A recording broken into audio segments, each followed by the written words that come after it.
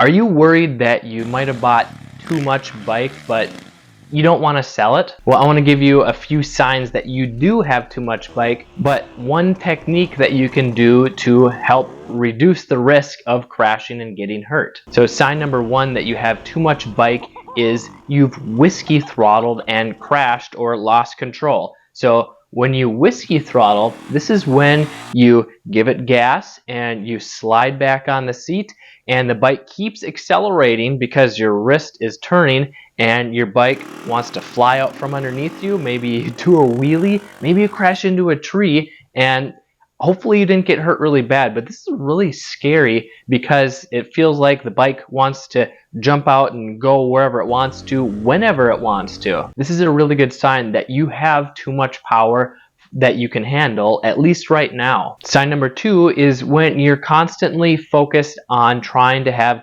good throttle control. So if you know that your throttle is hard to manage, it feels really jerky, it's really hard to control, especially at low speeds. It just keeps pushing you back and forth. It makes it kind of intimidating to ride. Well, that's a good sign that you have too much bike. And then sign number three is when you're getting exhausted within 5 or 10 minutes of riding because there's too much power. So what do I mean by this?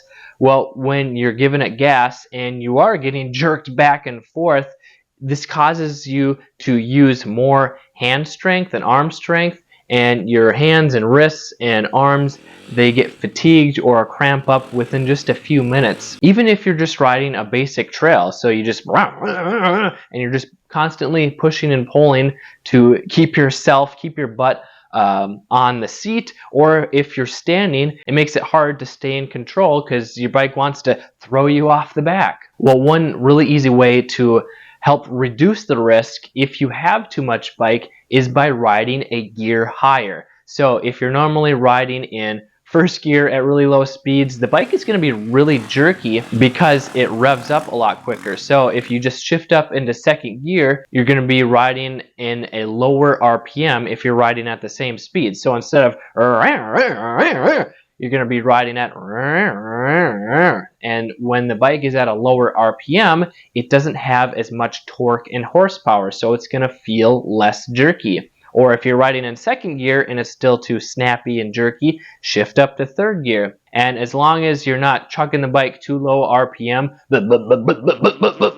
or stalling the bike, most bikes can handle riding at low to mid-range RPM. Now, this is really just a band-aid fix for learning proper technique that I teach in my virtual dirt biker school. So if you want to prevent crashes and build your confidence 5 times faster, I encourage you to check out this video here if you're a casual trail rider. I'm Kelly Fager from Motocross Hideout.